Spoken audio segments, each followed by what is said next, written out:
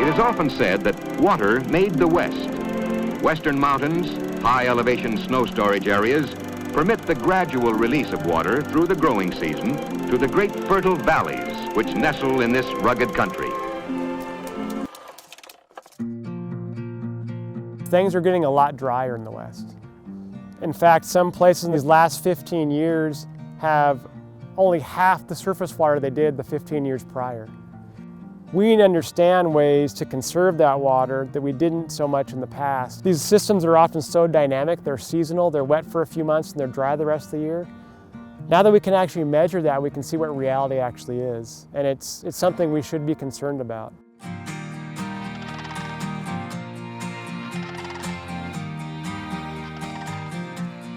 There's only so much water, period. And how we manage it determines on how much benefit for all uses we get. If we can be more resilient in how we store water, we can actually impede some of that impact that we're seeing. And beaver dam analogs and restoration and channel connectivity are all things that are massively important to make that go. One of the primary goals of these projects is really being able to store water on the landscape high up in these watersheds. We're trying to hold back as much water as we can. So later in the year, when it's a really dry month, there will be more available water later in the year for ranchers, recreationalists, and also habitat for fish and wildlife. Everybody suffers because the water just isn't there.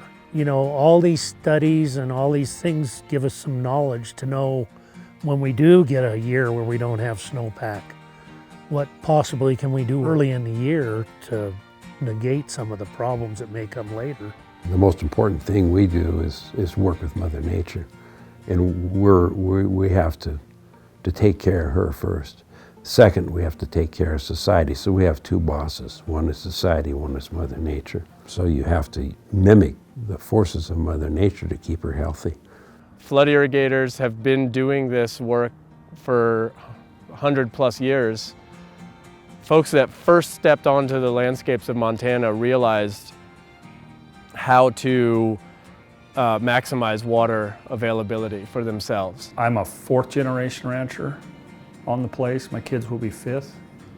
And it's been flood irrigated since the early 1880s, 1883, 84 when it was homesteaded.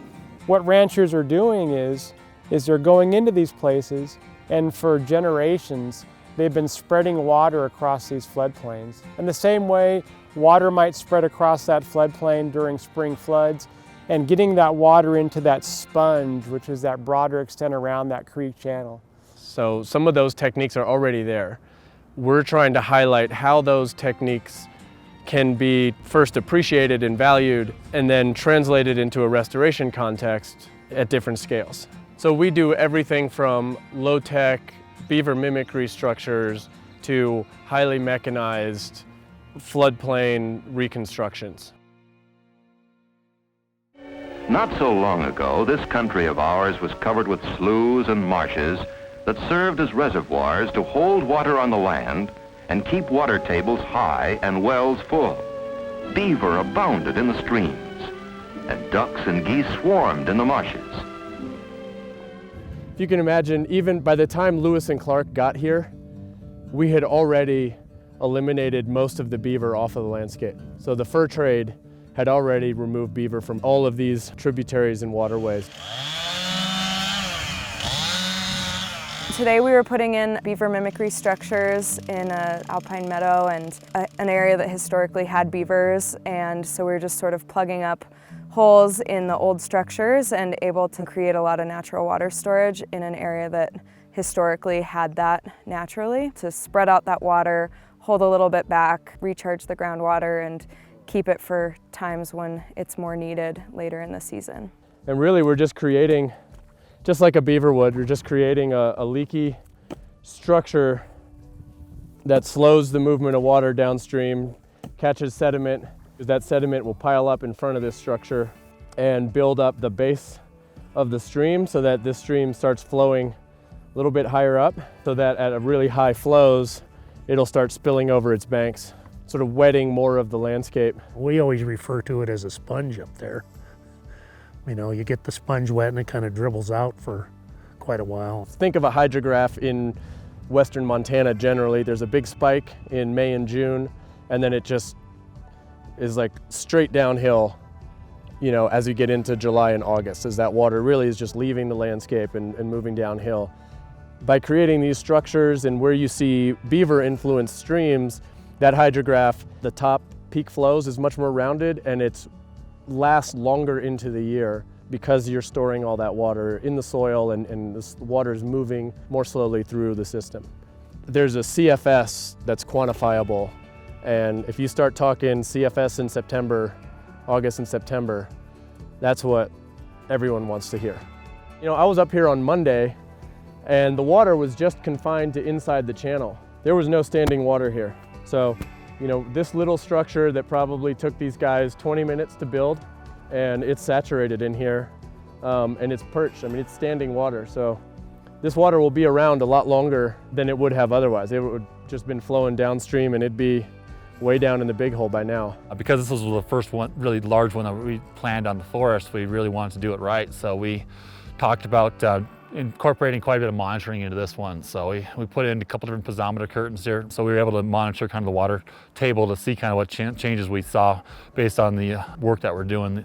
So in one case in the Highland Mountains, where we plugged up several abandoned beaver dams, we did some groundwater models, we laid out some groundwater wells, and using drone imagery, we're able to calculate how much water we stored on the surface and in the ground. That project showed us that in just a 3-acre floodplain, we held back 1/3 of an acre-foot of water.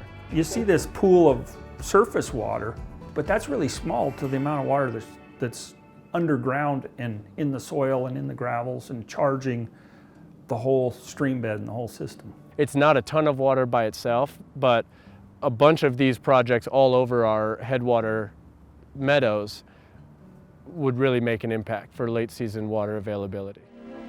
Deep in the earth were copper and lead and zinc, iron and all the other metals with which to build a great industrial nation.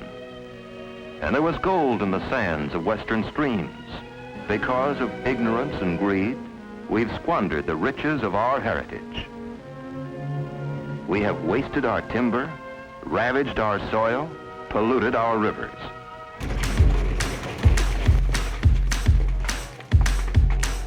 So this was a very popular area for gold mining. The whole French Creek watershed really was hit hard, and they built up these massive placer piles and constricted the stream channel into a linear straight stream. So here we're working with 2 excavators, 2 dump trucks. We're trying to put this system back together and give it a push start to heal itself even more. The overarching goal here is water storage for the long run. And the stream morphology helps. We're putting the meanders back in there.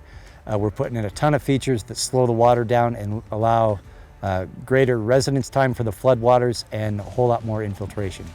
Meaning that water will pop out of the ground further downstream and be available much later in the summer. And this is what kind of the stream looked like before our project. Really incised channel, floodplain really perched up.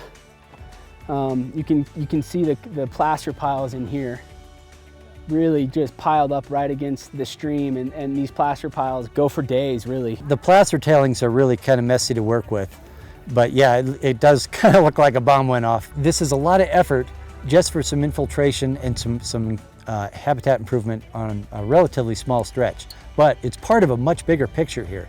We've got this stream that flows into that stream. It's going to increase the ecologic integrity for miles downstream, just knowing that we have this buffer here.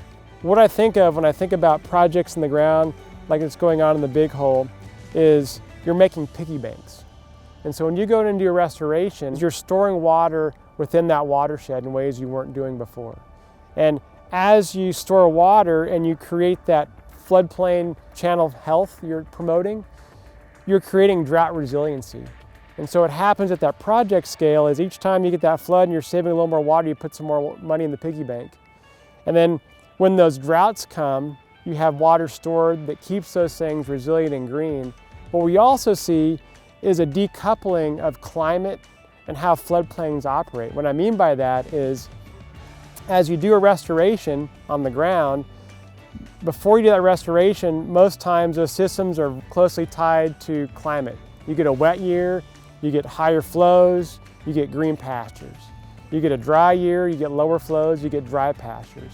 As those restoration practices come into play and that piggy bank gets filled up, what happens is during dry years, you still get green pastures because you're operating on that piggy bank. I just find great satisfaction in doing work that gets that water out and soak in the soil and creates wet environments and wet habitats, because we just know that that's what life needs and that's where life is. You know, this work of sort of holding back snowpack is sort of life-giving work.